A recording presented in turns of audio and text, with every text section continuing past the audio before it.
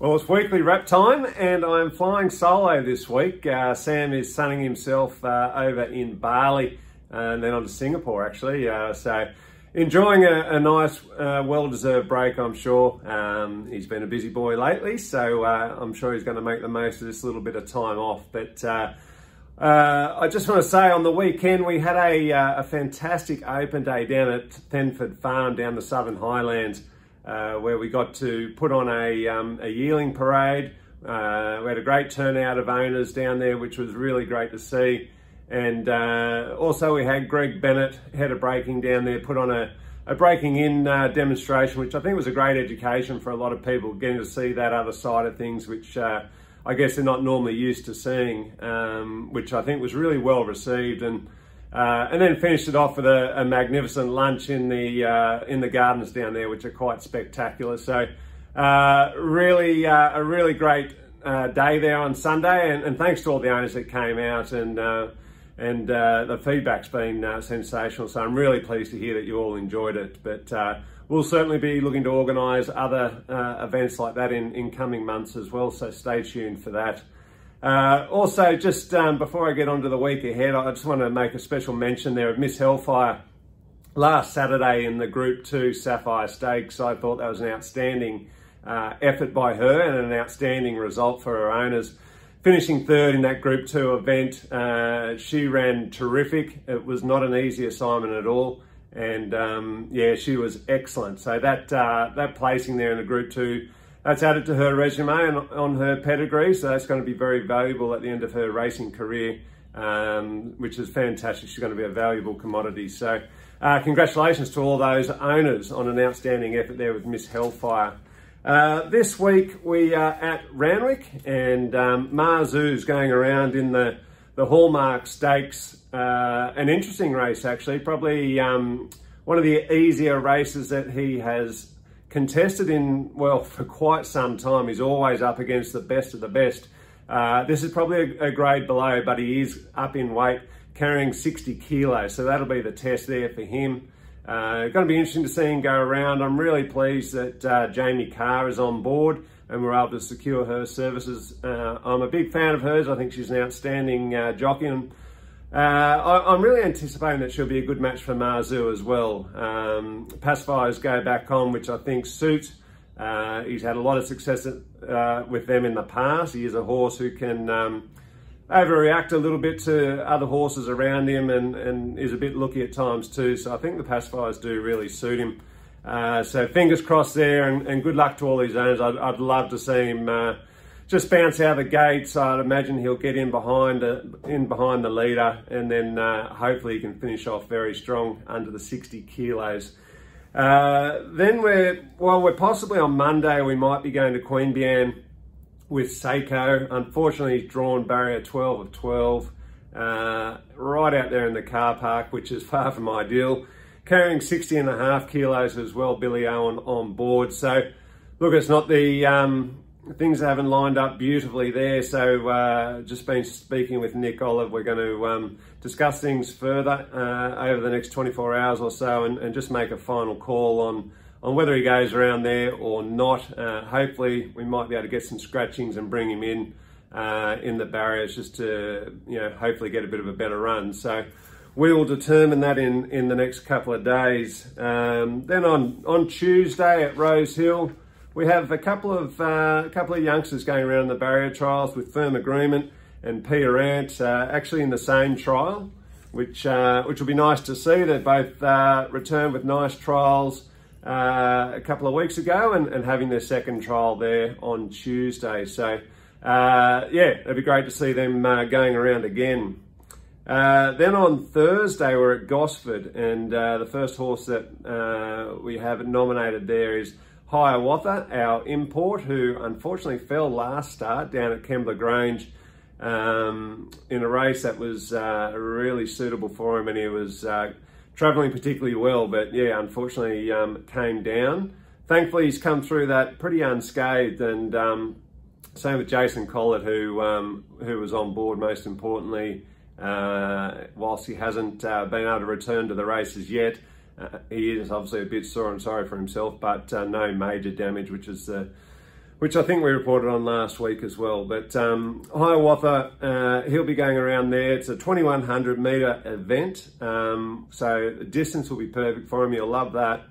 But the track, not so much. I wouldn't have thought. Gosford is a tight turning track, short, straight. He's a really big, sort of long striding horse, and that Kembla Grange race was ideal for him and that sort of a track.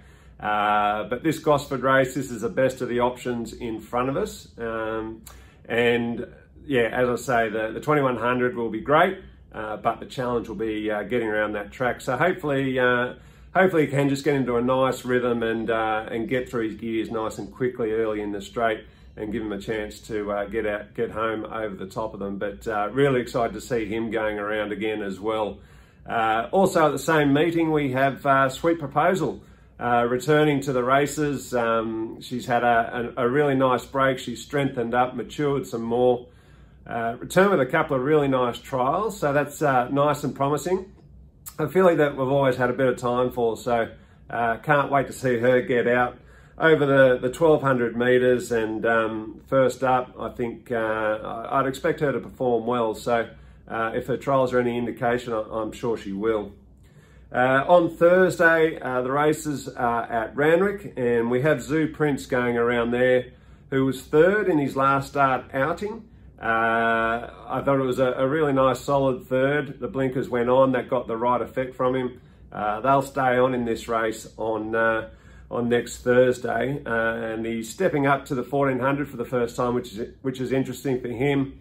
And I think based off his last run, I think it's a distance that'll suit him. So look, I got no doubt with him. He's going to be competitive as always. Obviously, we haven't seen the field yet, or the final field with acceptances, etc. But he'll be as competitive as always. And the 1400, as I mentioned, I think that'll be a positive as well. Now, whilst Sam is sunning himself in Bali, he has found time to send through his tips for red hot tip time this week. And well, one little problem there, Sam, you forgot to tell me what location they're in. Race 7, number 7, also needs a location. But anyway, mate, I'm taking the punt myself that your tips are for Randwick this week. And he has sent through race 7, Manal was the horse that went against the number in that race for him, a favourite. Funnily enough, I didn't think Sam liked favourites, but he did win on Manal the other week, so no doubt he's just following the good money there. Then on to the following race, race 8, the All Age Stakes. Sam has gone Sunshine in Paris for the win, and race 9, I Know a Star. All 3 tips there from Sam will be on the nose. So good luck there. Myself, I'm going to be going for, well, Randwick as well actually, but in a couple of other races. Firstly, in the James Carr Stakes, race 3, inhibitions for Godolphin and Tommy Berry. I think that's a good winning chance there. Rolling into the Frank Packer Plate in race 4 with Saltcoats. Hopefully Zach Lloyd, really talented young jockey, can get that one home for the win. And then race 7, I'm going to go the Champagne Stakes. While Sam was going Manal, I'm going to go for Linebacker. Son of Super Seth. I've been thinking this horse, he debuted very impressively at Hawkesbury when back in February. And I remember thinking back then he could be a Champagne Stakes type of horse, and it could be a good race for him. And funnily enough, he's there. So I'd love to see him do well. I think he's a talented horse, and I think he should really appreciate the mile as well. So nice winning chance there. Before we wrap it up, I am going to just quickly mention too, I'm trying to get an email out to the database today. I've been having all sorts of grief with internet, which is not helping the cause, but hopefully I'll get that resolved soon. But I'm trying to get an email out just to notify everyone about our King's Legacy filly, who was very well received, I should say, down there at Thenford Farm at the open day. I think she took a lot of people's fancy from a lot of the feedback I got. She was also the horse that was used in the demonstration for the breaking in as well, Star Student. So I'm going to send out an email just letting everyone know there's only 10% left in that filly. A particularly good value, high class filly, which I think has got great residual value prospects down the line as well.